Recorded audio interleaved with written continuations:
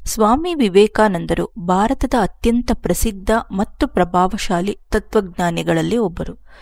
ನಿರ್ಭಯತೆ, ಆಶಾವಾದ ಮತ್ತು ಸಾಮಾಜಿಕ ಸಮಸ್ಯೆಗಳ ಬಗೆಗಿನ ವಿಶಾಲ ದೃಷ್ಟಿಯ ಸಂಕೇತವಾಗಿ ಅವರು ಪರಿಗಣಿತರಾಗಿದ್ದಾರೆ. ಸ್ವಾಮಿ ವಿವೇಕಾನಂದರ ಜನ್ಮದಿನವಾದ ಜನವರಿ 12ರಂದು ರಾಷ್ಟ್ರೀಯ ಯುವ ದಿನವೆಂದು ಆಚರಿಸಲಾಗುತ್ತದೆ. ವಿವೇಕಾನಂದರ ಪೂರ್ವದ ಹೆಸರು ನರೇಂದ್ರ ದತ್ತ. ಇವರು 1863 ಜನವರಿ 12ರಂದು ಕಲ್ಕತ್ತಾದಲ್ಲಿ ಜನಿಸಿದರು. ತಂದೆ ವಿಶ್ವನಾಥ ದತ್ತ, ತಾಯಿ ಭುವನೇಶ್ವರಿ ದೇವಿ. ಶ್ರೀರಾಮಕೃಷ್ಣ ಪರಮಹಂಸರ ಶಿಷ್ಯರಾದ ಮೇಲೆ ವಿವೇಕಾನಂದ ಎಂಬ ಹೆಸರನ್ನು ಪಡೆದರು. 1882ರಲ್ಲಿ ನರೇಂದ್ರರು ತಮ್ಮ ಇಬ್ಬರು ಗೆಳೆಯರೊಂದಿಗೆ ರಾಮಕೃಷ್ಣರನ್ನು ಭೇಟಿ ಮಾಡಲು ದಕ್ಷಿಣೇಶ್ವರಕ್ಕೆ ಹೋದರು. ರಾಮಕೃಷ್ಣರ ಆ ಭೇಟಿ ಅವರ ಜೀವನಕ್ಕೆ ಮಹತ್ವದ ತಿರುವನ್ನು ಕೊಟ್ಟಿತು. ಆದರೂ ನರೇಂದ್ರರು ರಾಮಕೃಷ್ಣರನ್ನು ಗುರುಗಳನ್ನಾಗಿ ಒಪ್ಪಿಕೊಳ್ಳಲಿಲ್ಲ. ರಾಮಕೃಷ್ಣರ ಆಲೋಚನೆಗಳನ್ನು ಒಪ್ಪಿಕೊಳ್ಳದಿದ್ದರೂ ಅವರ ಮಗುವಿನಂಥ ವ್ಯಕ್ತಿತ್ವ ಅವರನ್ನು ಪದೇ ಪದೇ ದಕ್ಷಿಣೇಶ್ವರಕ್ಕೆ ಭೇಟಿ ನೀಡಲು ಪ್ರೇರೇಪಿಸಿತು. ಮೊದಮೊದಲಿಗೆ ರಾಮಕೃಷ್ಣರ ಭಾವಪರವಶತೆಯ ಮತ್ತು ದೂರದೃಷ್ಟಿಯನ್ನು ಕೇವಲ ಕಾಲ್ಪನಿಕ ಬರೀ ಭ್ರಮೆ ಎಂದು ಭಾವಿಸಿದ್ದರು. 1884 ಅನಿರೀಕ್ಷಿತವಾಗಿ ನರೇಂದ್ರರ ತಂದೆಯವರು ಇಹಲೋಕ ತ್ಯಜಿಸಿದರು. ಅವರ ಮರಣಾನಂತರ ಕುಟುಂಬ ದಿವಾಳಿಯಾಯಿತು. ಸಾಲಗಾರರ ಬಾಧೆ ಶುರುವಾಯಿತು. ಅವರು ಕುಟುಂಬದವರು ಪೂರ್ವಜರ ಮನೆಯಿಂದ ಹೊರಗೆ ಹಾಕಿದರು. ಅವರು ಕೆಲಸ ಹುಡುಕುವುದರಲ್ಲಿ ವಿಫಲರಾದಾಗ ದೇವರ ಅಸ್ತಿತ್ವದ ಬಗ್ಗೆಯೇ ಸಂದೇಹಪಟ್ಟರು. ಆದರೆ ರಾಮಕೃಷ್ಣರ ಸಾನ್ನಿಧ್ಯ ಅವರಿಗೆ ಸಾಂತ್ವನ ನೀಡುತ್ತಿತ್ತು. ಒಂದು ದಿನ ನರೇಂದ್ರರು ಅವರ ಕುಟುಂಬದ ಅಭ್ಯುದಯಕ್ಕೋಸ್ಕರ ಕಾಳಿದೇವಿಯನ್ನು ಪ್ರಾರ್ಥಿಸುವಂತೆ ರಾಮಕೃಷ್ಣರನ್ನು ಕೇಳಿಕೊಂಡರು. ಅದಕ್ಕೆ ಅವರು, ನೀನೊಬ್ಬನೇ ದೇವಸ್ಥಾನಕ್ಕೆ ಹೋಗಿ ಭಕ್ತಿಯಿಂದ ಪ್ರಾರ್ಥಿಸು ಎಂದು ಸಲಹೆ ನೀಡಿದರು. ಅವರ ಸಲಹೆಯಂತೆ 2-3 ಸಲ ದೇವಸ್ಥಾನಕ್ಕೆ ಹೋದರು. ಆದರೆ ಅವರು ಯಾವುದೇ ರೀತಿಯ ಲೌಕಿಕ ಅವಶ್ಯಕತೆಗಳನ್ನು ಪೂರೈಸಲು ದೇವಸ್ಥಾನಕ್ಕೆ ಹೋಗಿ ಪ್ರಾರ್ಥಿಸುವುದರಲ್ಲಿ ವಿಫಲರಾದರು. ಆದರೆ ಪ್ರತಿ ಬಾರಿಯೂ ಮುಕ್ತಿಗಾಗಿ ಕೇಳಿಕೊಳ್ಳುವಷ್ಟೇ ಶಕ್ತರಾಗಿದ್ದರು. ಕೊನೆಗೆ ಅವರು ಸರ್ವಸಂಗ ಪರಿತ್ಯಾಗ ಮಾಡಿ ರಾಮಕೃಷ್ಣರನ್ನು ಗುರುಗಳನ್ನಾಗಿ ಸ್ವೀಕಾರ ಮಾಡಿದರು. ನರೇಂದ್ರ ಮತ್ತು ರಾಮಕೃಷ್ಣರ ಇತರ ಶಿಷ್ಯರು ಗುರುಗಳ ಆದೇಶದಂತೆ ನಿಲುವಂಗಿ ಮತ್ತು ಕಾವಿ ತೊಟ್ಟುಕೊಂಡರು. ಜನಸೇವೆಯೇ ಜನಾರ್ದನ ಸೇವೆ ಎಂದರು. ರಾಮಕೃಷ್ಣರು ನರೇಂದ್ರನನ್ನು ತಮ್ಮ ಶಿಷ್ಯವೃಂದದ ನಾಯಕರನ್ನಾಗಿ ನೇಮಿಸಿದರು.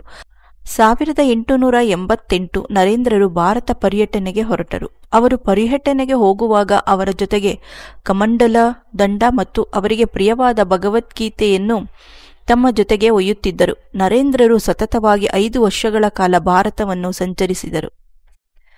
ಕೇವಲ ರಾಮಕೃಷ್ಣ ಪರಮಹಂಸರ ಶಿಷ್ಯರಾಗದೆ ತಮ್ಮದೇ ಶೈಲಿಯಲ್ಲಿ ದೊಡ್ಡ ಚಿಂತಕರಾಗಿ ವಿವೇಕಾನಂದರು ಹೆಸರು ಪಡೆದಿದ್ದಾರೆ.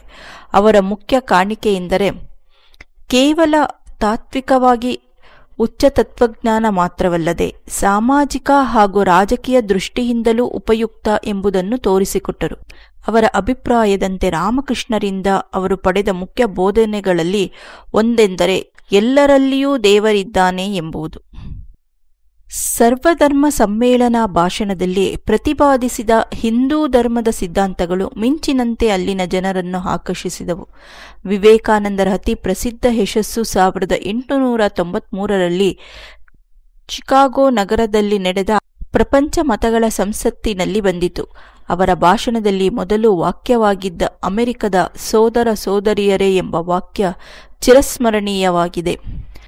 ವಿವೇಕಾನಂದರು ಆ ದಿನ ತಮ್ಮ ಮೊದಲ ಉಪನ್ಯಾಸವನ್ನು ನೀಡಿದರು. ಇವರ ಸರದಿಯನ್ನು ತುಂಬಾ ಮುಂದೂಡುವಿಕೆಯ ನಂತರ ಮಧ್ಯಾಹ್ನದ ಹೊತ್ತಿಗೆ ಇವರ ಸರದಿ ಬಂದಿತು.